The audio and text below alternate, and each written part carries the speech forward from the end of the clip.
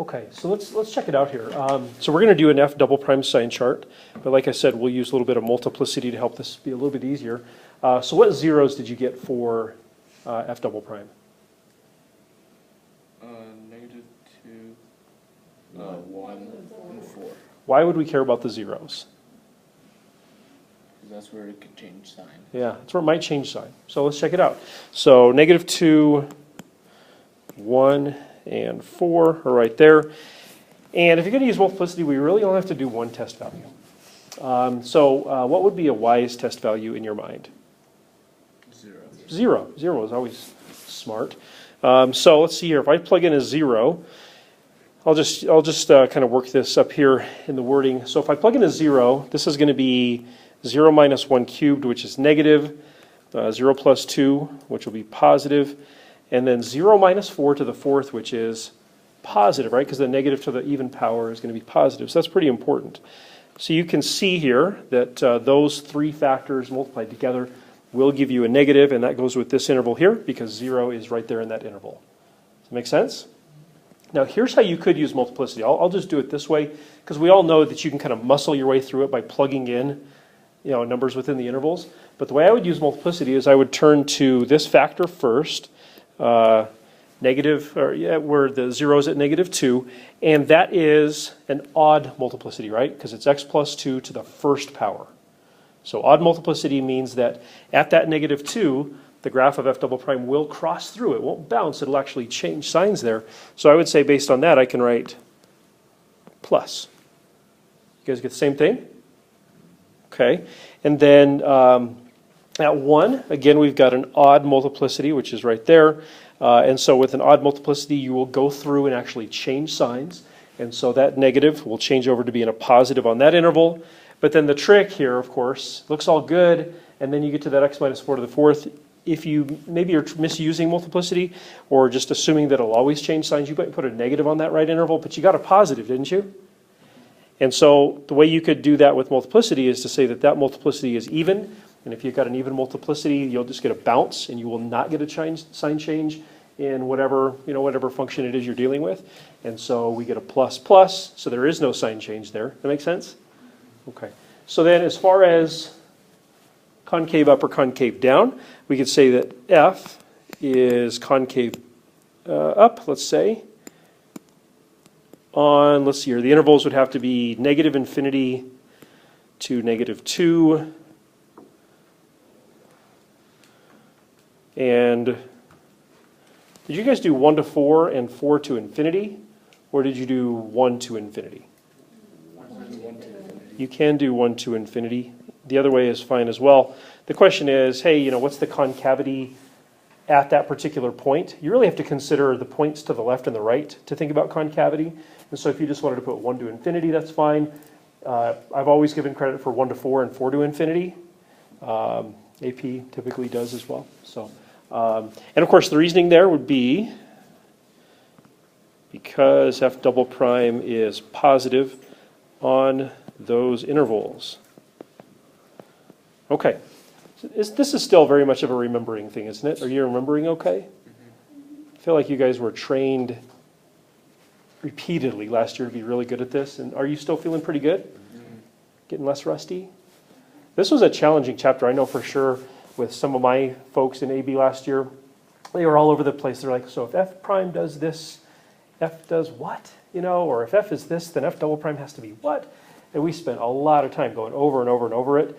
And so it was kind of tricky. So feel free to ask questions if there's a connection that I'm not making for you, or you just have a what if question or whatever. Totally fine. All right, and then of course the other one would be f is concave down, only on the 1 interval. So that would be -2 to 1, because f double prime is negative on that interval. Okay, we feeling all right? Any questions? Fantastic. Let's move on to number 2. This uses a graph instead of an equation. Okay, so the graph of f prime given below, determine the open intervals where the graph of f is concave up. So this is a little bit of a different definition, right? So since that's a graph of f prime, it might be best to use f prime when we try to discuss concave up or concave down.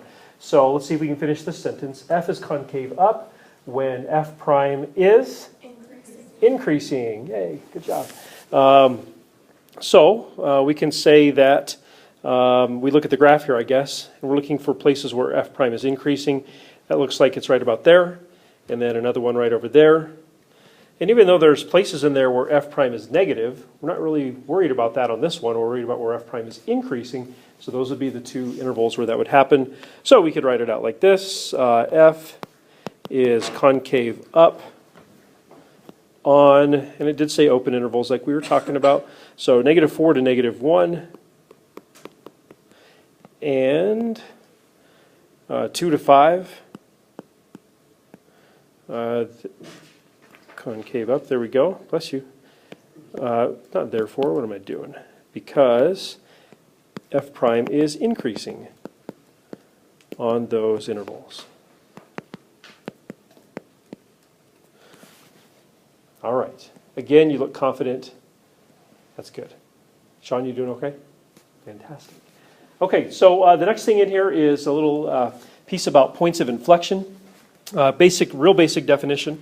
Point of inflection is a place where the concavity changes. That's right. So concave up to concave down, of course, is what we're talking about. And there are some wordings there that would be useful for you. We'll practice them here in a little bit. Concavity, boy, I am struggling. There we go. Okay, so we've got the various wordings there. You do want to be distinctive about the first two. So if f prime changes from increasing to decreasing over, on a particular set of intervals, you want to be specific about that, right? You want to show that you're using the graph of whatever for that particular question. Don't just say increasing or decreasing or increasing. It doesn't really matter. It will, right? Because we want to see that you are actually using the graph that you were given instead of applying just like a recipe to it, right? Like I memorized this thing and I think it goes with this, so I'll just throw it in there. Try to show that you're applying the actual question with the wording. Okay, so to locate points of inflection, we're going to determine the values for which f double prime changes signs.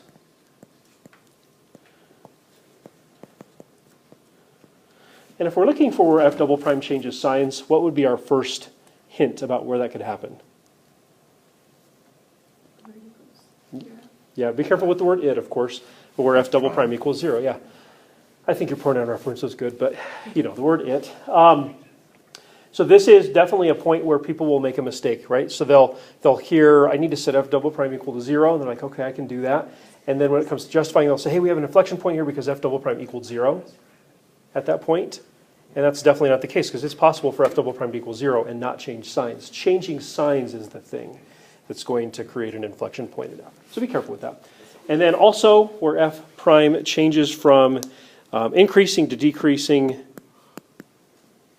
or decreasing to increasing. Okay, so again, hopefully that's just a remembering process for you. And if it is, let's make sure you do remember it and be able to apply it. What's coming up next? There we go. So let's find the points of inflection and discuss the concavity. The two kind of go together. So check it out. Give number 3 a try.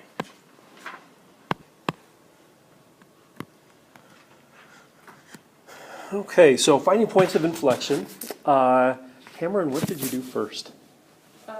I did the derivative of f of x. Okay. Did it twice. Did it twice, okay. So let's go through here. F prime is 6x squared minus 6x minus 12. Yes. And then you said you did it again. Mm-hmm. Okay, so f double prime equals 12x minus 6. Is all okay with that strategy? Okay. Cameron, what did you do after that? Then I used a sign charts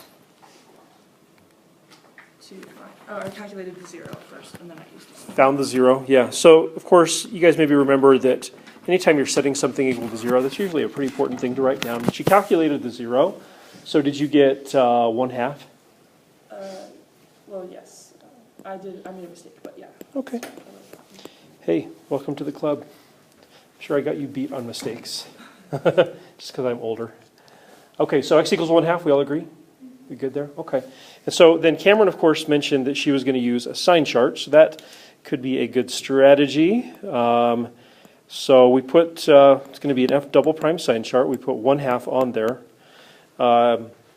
Darian, did you do that? Yeah, Okay, so when you plug some numbers in, which numbers did you plug in? just use 0 and 1. Okay, so you plug in a 0, so F double prime of 0 was what? Negative. Okay, -6, so negative, right? And then did you plug, you said the 1, Yeah. did you get a 6 over there? All right, so positive. So, of course, x equals 1/2 was at least like a suspected inflection point, right? It was a candidate. And is it, based on that analysis? It is. It is, right? Because we see that F double prime does what? Changes signs. Okay, so we can say a conclusion now. We can say x equals 1/2 is an inflection point of F because F double prime changes signs there.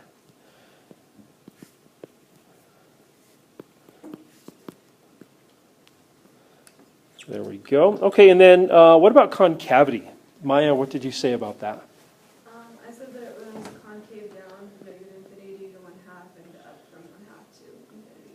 Okay, so just be careful with the word it, right? Well, Yeah, yeah, I get it. It's a Monday morning. I don't feel that good. I don't want to be that picky, but you get that there'll be, since we got at least 3 different functions going on here, they could be picky. It does address the question though. So F is concave down, you said, on -infinity to 1/2, and F is concave up on 1/2 to infinity. Okay, so again, you seem super duper rock solid. Aren't you glad we're doing this though, right? This is kind of an easy start. Yeah, good, okay. We kind of have to do this because if we didn't do this and you took the AP test like next spring and you're like, it's literally been 2 years, 1.5 years, whatever, since I've done this, kind of have to do it. But you guys seem confident, and that is obviously a very good thing. Anything you want to discuss?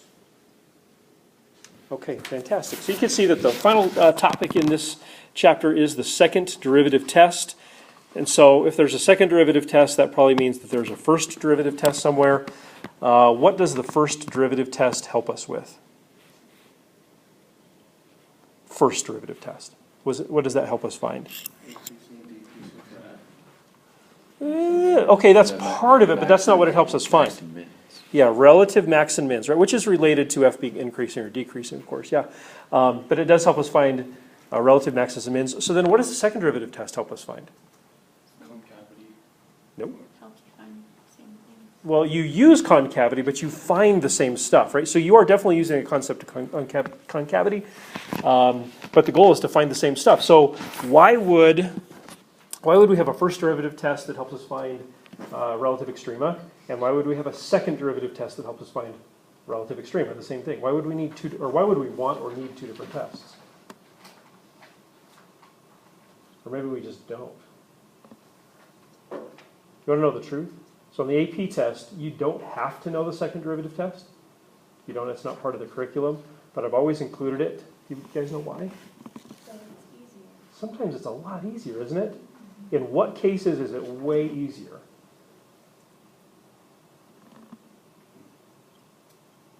If you're given a second derivative? Sure, if you're given a second derivative, I mean, that's an obvious one, but sometimes things are so obvious that we don't really recognize them. I mean, seriously, right? I mean, you're given a second derivative, you're like, what should I use? I don't know, you know? Well, maybe you should use the second derivative test.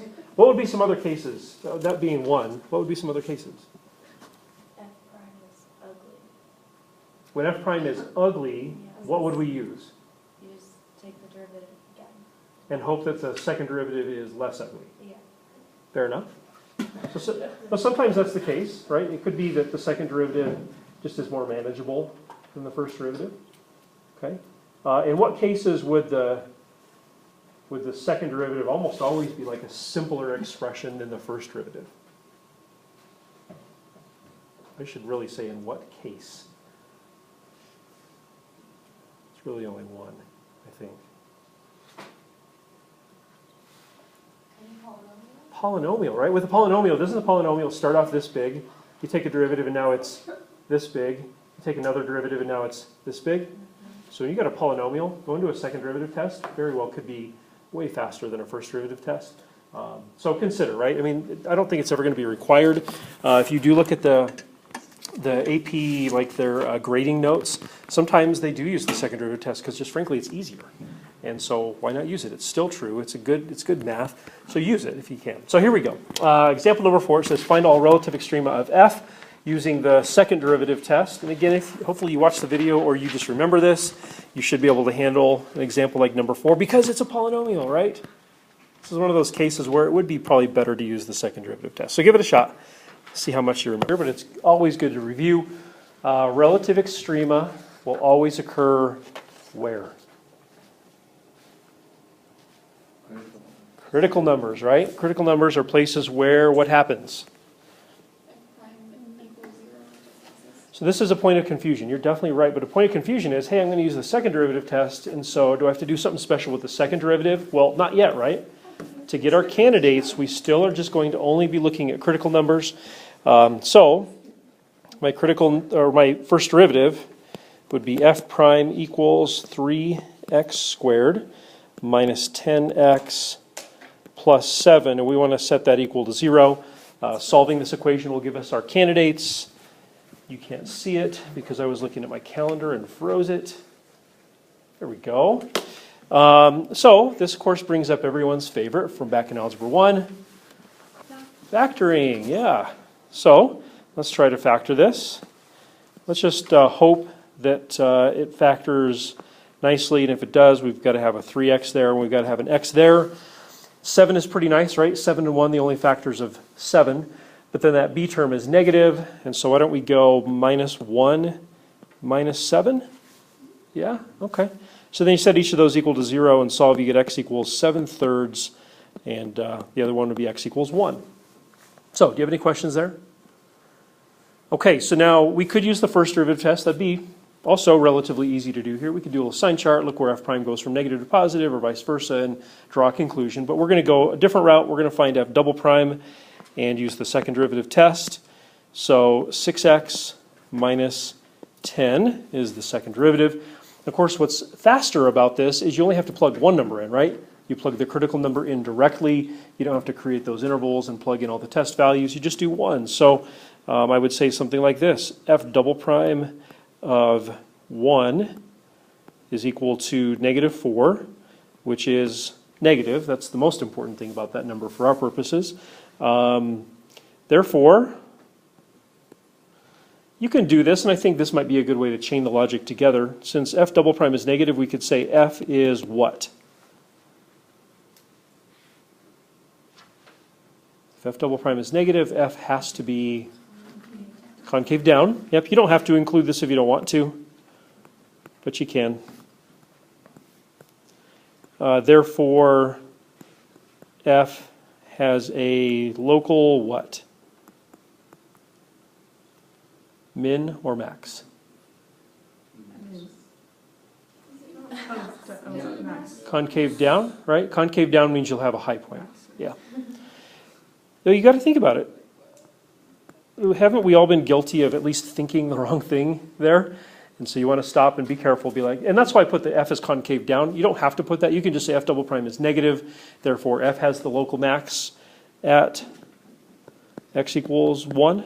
That would be fine to justify it like that. But putting f as concave down, I don't know, to me, helps maybe you draw a little better conclusion, but you don't have to put that if you don't want to. And then, of course, f double prime of 7/3, as ugly as that might look at the start, it's really not that bad. What do you get? Something positive. Specifically, 14 minus 10, right? So 4, yeah. If you want to be specific when you can, therefore, f is concave up. Therefore, f has a local min.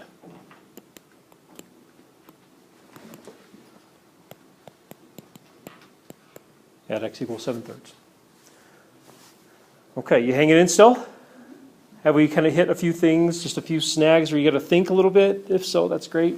Just make sure that you take the time. I know a couple folks have said, hey, you know what? I didn't watch the video because I thought I'd be solid, but I think maybe I'll go back and watch the video now. That's fine. I mean, I'm trying to treat you as close to an adult as I can, that you'll make like mature decisions and hopefully they are the right ones, right? I mean, it's just kind of it. Just be prepared to either deal with consequences or the benefits of your behavior, but hopefully you'll make the right choices. So pretty simple. Okay, and I think we have one final example here. That's example number 5. So take a look at that one. Is that the last one for real? Yeah. Yep, it is. Okay, so take a look at that. Example number 5, please. Graph of G prime is given below. Find the inflection points of G. Justify your answer. And then where is the graph of G concave down and increasing? The implication there is where are both of those conditions true? Not looking for intervals for increasing and intervals for concave down. I want to know where both are true at the same point or same interval. My first part didn't stop till I was 12. I was about to open the wall. It didn't start or stop? Didn't stop. Okay, so this one's a little bit different, of course. It's not really a polynomial. Obviously, it's a piecewise graph, probably made of polynomials, but I want you to find the inflection points of G. Let me ask you this. How many of those did you find? Should be 3 of them. Okay, I agree with you there. Where are they? -1, 1, and 3. -1, 1, and 3. So -1, -1 and 3 are places where our G prime goes from decreasing to increasing. So we could probably group those and say something like G has an inflection point, or it has inflection points, I guess you could say, at x equals -1 and x equals 3 because f prime goes from decreasing to increasing at those points. And then the x equals 1, of course, is the other way. It's the other consideration. So we could say G also has an inflection point at x equals 1 because f prime goes from increasing to decreasing there or at that point. Okay, so where is the graph of G concave down and increasing? What strategy did you guys take here? What did you look for first? Where it was positive. I like the increasing thing, right? Because that's kind of a, I don't know, I feel like that's a broader category, something I can pick out pretty quickly. So G is increasing when G prime is positive. So we really can just look at the upper half of the graph that we're given there, the graph of G prime. So G prime is positive there, but then G is concave down wherever G prime is Decrease. decreasing. Yeah, so we'd be specifically looking at that and that right there. Make sense? Okay. All we really have to say, it doesn't say justify your answer or anything like that, so I'm just going to put the intervals would be -4 to -2 and 1 to 3. If you had to justify, you would say that is where G prime is positive and decreasing on those intervals. Okay, good deal. Any questions there? Any questions at all? Okay, I want to finish with 2 things real quick. Again, just a reminder,